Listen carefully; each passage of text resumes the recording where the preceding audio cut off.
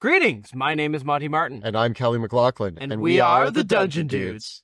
Let's be honest, we've all thought about how awesome it would be if you could cast these spells and have the powers of the classes in D&D, but in real life.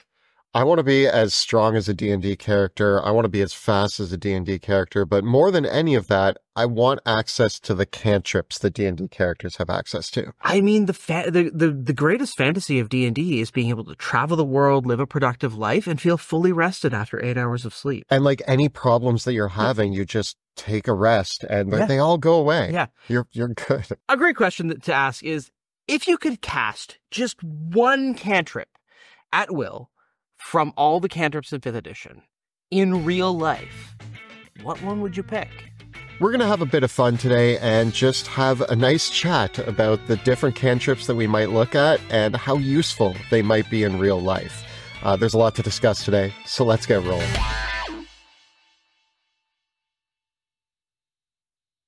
So right off the bat, there's almost 50 cantrips in 5th edition, and the vast majority of them fall into this broad category of damage-dealing cantrips, whether that's Acid Splash, or Firebolt, or Sword Burst, or Booming Blade, or Vicious Mockery, or Eldritch Blast, everyone's favorite. And I don't know if I'm picking one, if I'm taking one of these.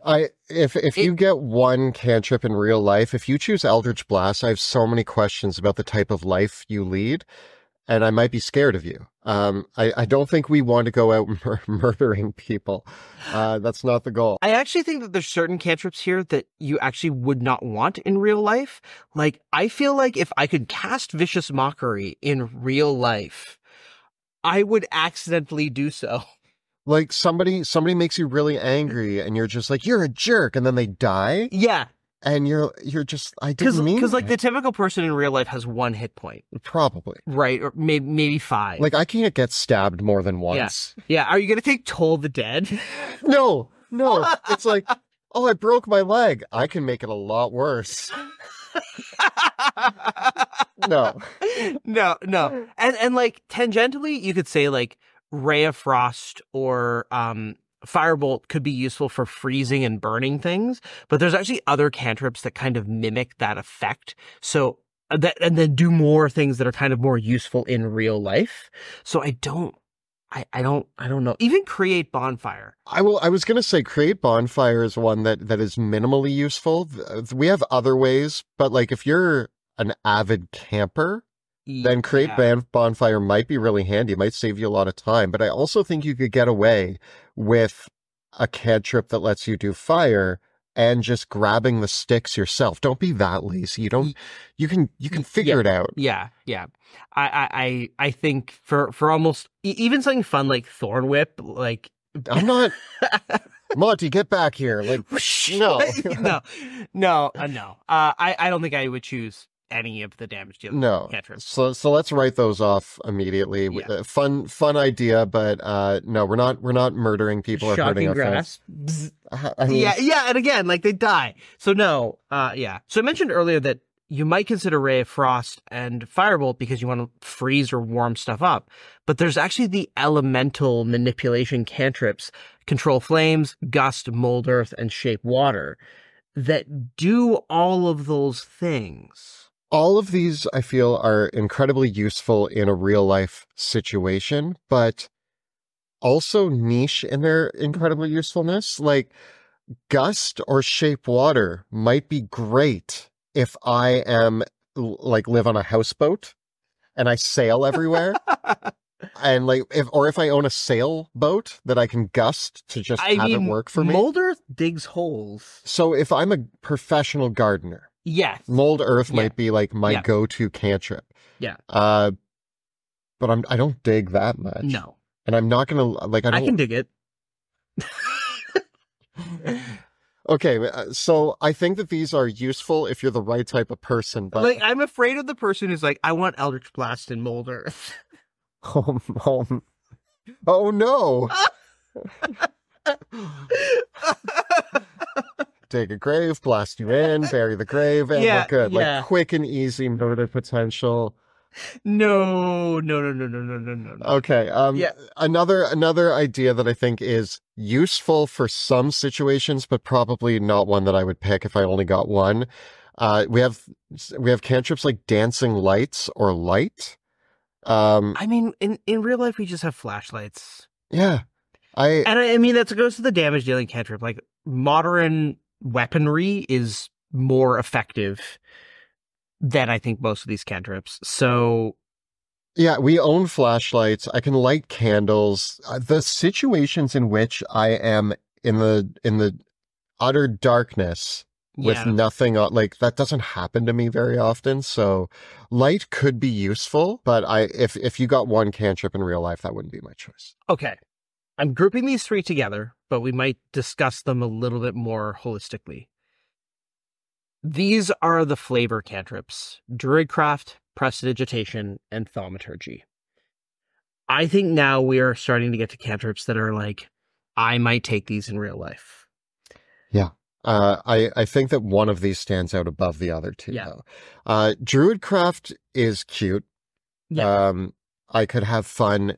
I could be very charming with Druidcraft. Yeah, and like, maybe, you can make a prediction about the weather and whatever, but I feel like I could get a career as a weatherman and there's be a way lot better of than other modern weather. tools, though, that kind of replace Druidcraft. Yeah. Like, basically, I don't think so. And Thaumaturgy is basically a magic megaphone, or you can make fire cool.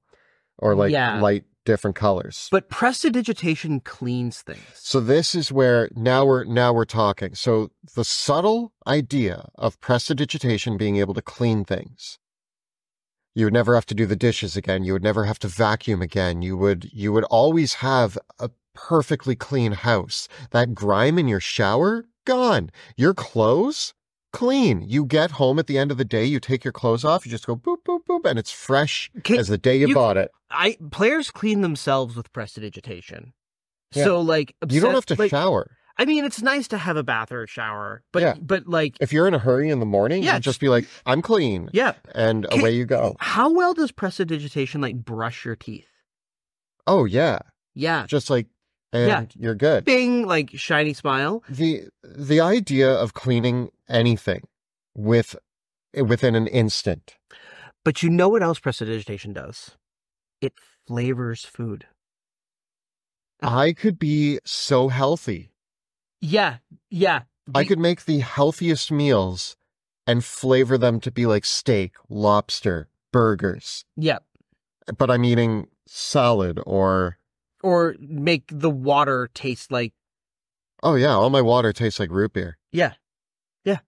Exactly. But it's water. Or it's just like Prestidigitation is the best artificial sweetener for your coffee. Yeah.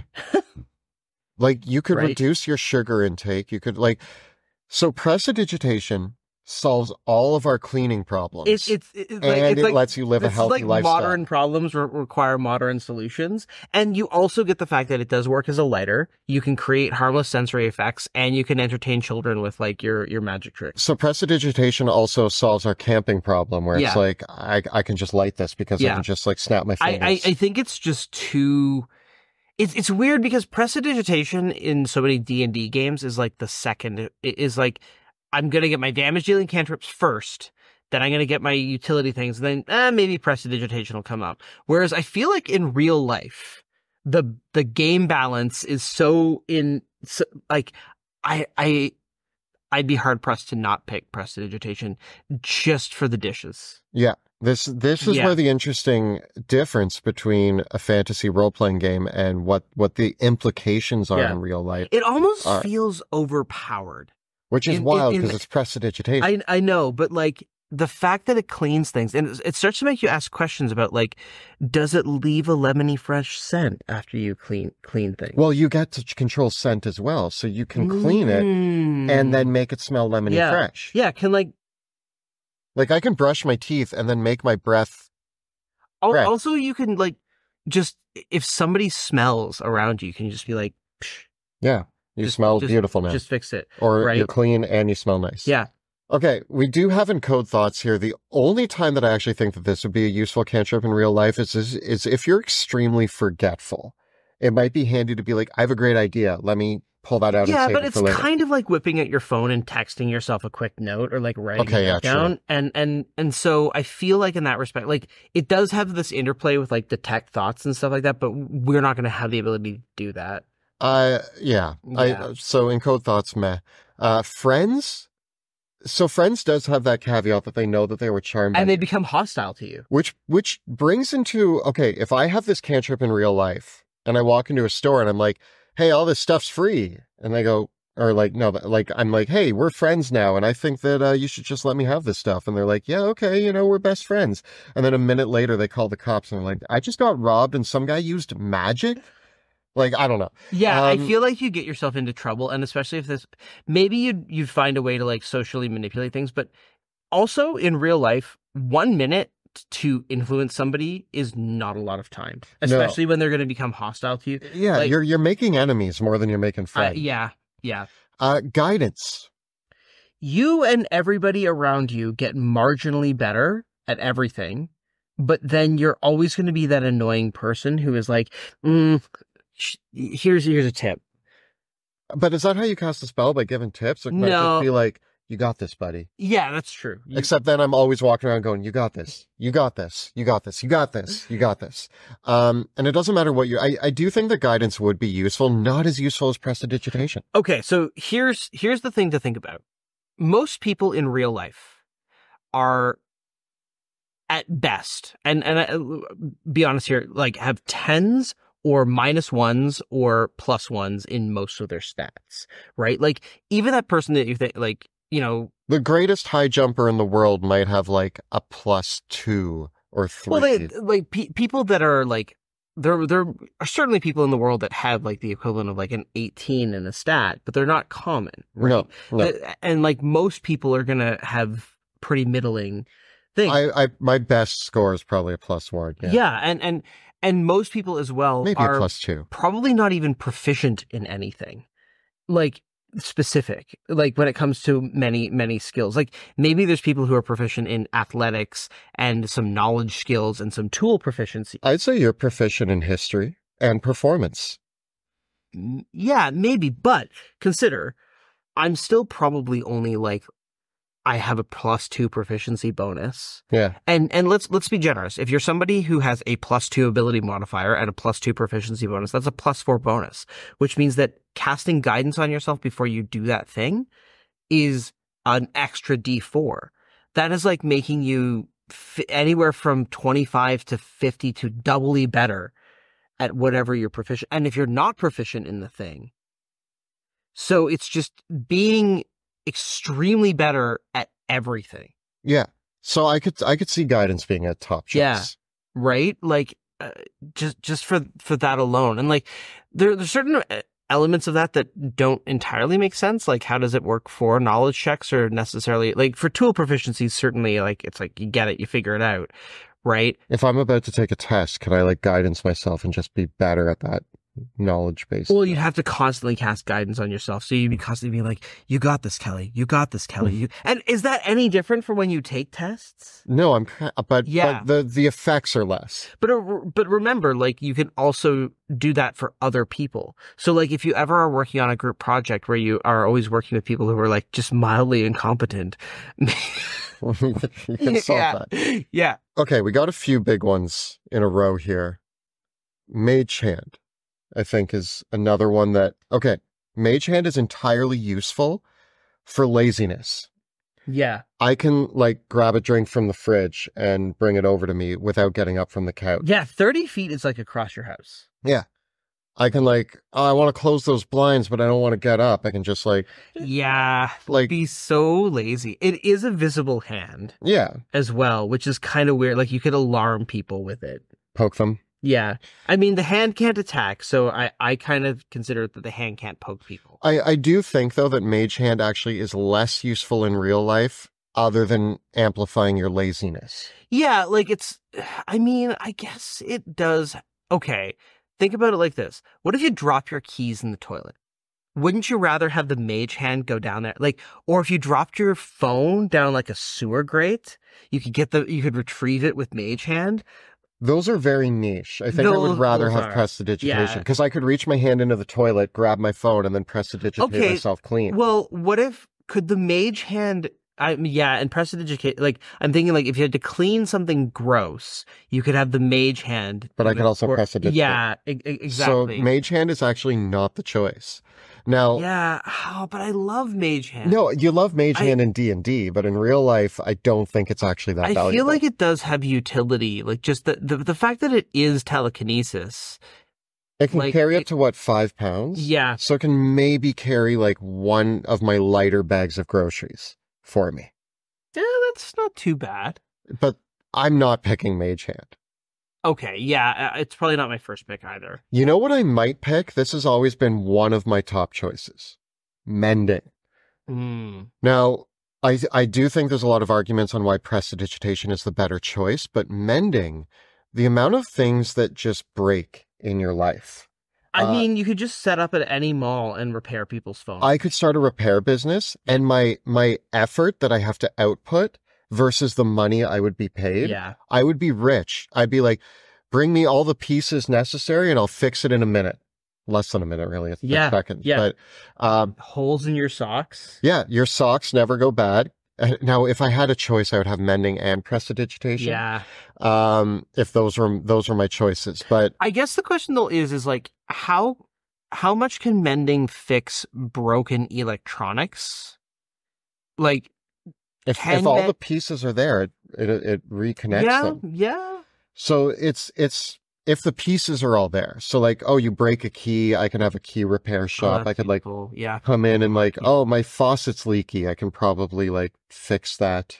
That depends if it needs tightening or if there's general household repairs though. Like that is a useful thing. Yeah. Right. Especially because like sometimes it's not clear what exactly is broken. Anyway, but if I cast Mending, it figures it out. Yeah, there's so many pieces of just like general IKEA furniture that like one of those pegs is snapped in them and it just tighten that up. Yeah. Yeah. So I think Mending is probably, I'm going to say, near the top for me. Prestidigitation and Mending, I would have a career. I would be a millionaire. Yeah. Yeah. Message. Nobody needs this in real life. I can text people. Yeah. That's message is texting people. Yeah. Minor illusion, though. Okay. I'm really hard pressed not to take this one because. But what's its practical use? Okay. As a creative person, there are so many times in my life where I have an idea of something that's in my head and I want to show people what it looks like. And I think that minor illusion would just be like a personal hologram projector. Be like, imagine if I'm talking to our art director, Marius, and I'm like, I had this monster in my mind. I think it looks like this. Yeah. Right? I can see the value. I can absolutely see where you're coming from. So as someone, like, I've thought about this a lot, like as someone who works at, like, in a creative field and works with artists and other visual artists, like, I don't know, there's just something about minor illusion that I feel like I would have a lot of fun and creativity with it, being able to like show people things. I'll put it on the higher scale. Like it's definitely in consideration. For me, it's not as high as Mending or prestidigitation. Right. It is a stationary illusion. And like, yes, like you could use it to trick people. Mwahahaha. But April Fools. Oh, like, yeah. You could have great April Fools. I mean, you could be a professional prankster. You could get people to pay you to pull tricks on, like, you could start one of those pranking TV shows. I don't know. Yeah. My first thought is, how can I make money with this cantrip? Well, but there's a way here. The thing, one of the differences is technically, like, prestidigitation can create, like, a small object, like a coin. So, like, you can prestidigitate. Or minor illusion? No, you can prestidigitate and create like a small object and like fake pay somebody, right? Oh, I could make like a $50 bill and just be like, hey. Yeah, but that's dubious as to how well that's going to work. Minor illusion, because it's an illusion, you can't like pass the thing to somebody else, right? It doesn't. And also, like, a lot of people are just like e-transfer or Venmo me, like, where you're paying everything digitally. So it's not really like modern society doesn't really run on, like, there obviously cash is still cash, but like for so many things in life, you're using digital forms of currency and payment. So you don't really have that option with minor illusion. Yeah, I think it would be fun. It would be fun to create it, but I think prestidigitation is still. Yeah. Yeah. Okay, so we have a few at the end here, but I think that last batch were the big one. Yeah. We do have resistance, which gives me a bonus to my saving throws. Now, in real life, when am I making saving throws?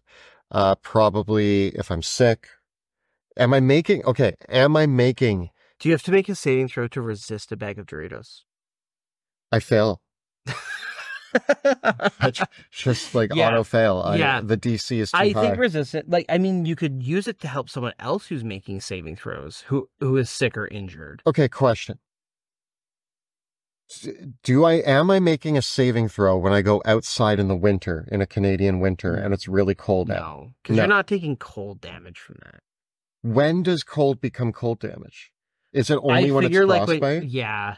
That's when it becomes cold damage? Yeah, and then you're probably making saving throws against, like, hypothermia. Okay, so it's only extreme. Same with heat. Like, I'm not like, I enjoy the sun. It's a hot day, no. No, okay, no. So I don't think resistance is that worth it. True Strike, I think, fits in with a lot of the other, like, I guess, like, True Strike might be a little bit more useful in real life if you were, if you actually wanted to I'm a professional dart player. Yeah.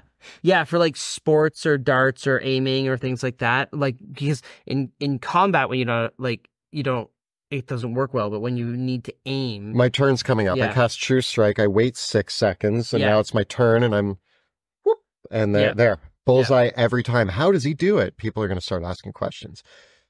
Okay, last on the list. Spare the Dying. Feels wrong to me. Okay.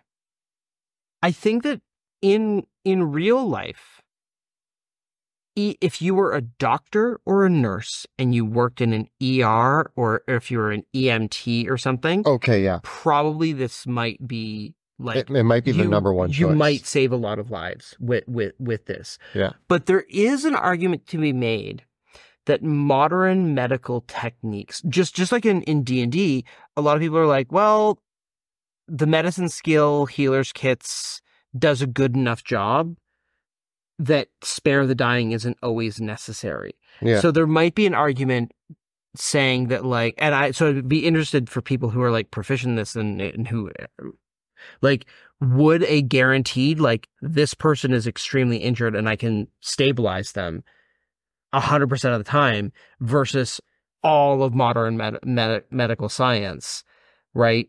Would you still take that? Because I could see even a healthcare practitioner arguing that using prestidigitation to clean things and thus prevent infections might be as useful, if not more useful, in many medical settings. Yeah. Right? So okay, we're coming to the end here. That's kind of our list. Yeah. Here's the big question. You only get one. I'm going to do 1, 2, 3. So you only get one. What's your top choice? I think it's got to be prestidigitation. I agree. I don't think you can beat it. I think it's just too useful. If you could have two, what's your second choice? As much as I like Minor Illusion and Mage Hand, I actually think that Guidance would have a bigger impact in my everyday life. Mine would be Mending. My third would be Guidance. Yeah. What would your third be? I think if I could have a third cantrip at that point, I would be really tempted by Mage Hand or Minor Illusion. All right. Yeah. Mending, everyone makes the argument about Mending, and for me, it's always been like, I'll just replace it. Yeah, but that costs money. Yeah, you're saving so much money. But my cleaning business and my real advice. Okay, I mean, you chose your 3, I chose my 3. The question, though, what's your number one choice? If you only got one, what would it be? And if you got 3, what would be your top 3 choices? And if you pick Eldritch Blast, I got problems. Here's an interesting question. Humans get a free feat at level 1. You could take Magic Initiate. Mm-hmm. And so assuming we're variant humans and you take Magic Initiate, you get 2 cantrips and 1 first level spell.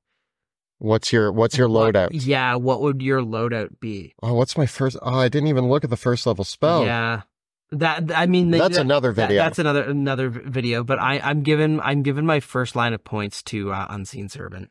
Oh, yeah, that's a good call. Yeah. Okay, that's a whole other. That's a whole other topic. But, if you enjoyed this video, please let us know in the comments below. We know that this one was kind of just us having some fun, but if you had, we hope you had fun with us, and we hope to hear about your choices for cantrips in the comments below. And if you'd like us to do the loadout on what our 2 cantrips and first level spell would be, let us know, and we'll do that video as well. Yeah, so let us know all of that in the comments. The videos that we create on our channel are made possible with the incredible generosity of our Patreon supporters. If you want to talk about how you'd use cantrips in real life, or first level spells for that matter, join our Patreon and get on our Patreon-only Discord server, chat with us and our amazing community. The links are all right down below. And if you want to see us slinging cantrips and first level spells a whole bunch, you can check out our actual play in the Worlds of Drakenheim, which airs Tuesday evenings right here on YouTube. You can check out all the previous episodes right up over here. And we've got plenty more tips and tricks for using the spells of 5th edition right up over here. Please subscribe to our channel, like this video, and ring that bell so that you never miss an episode. Thanks so much for watching. We'll see you next time in the dungeon.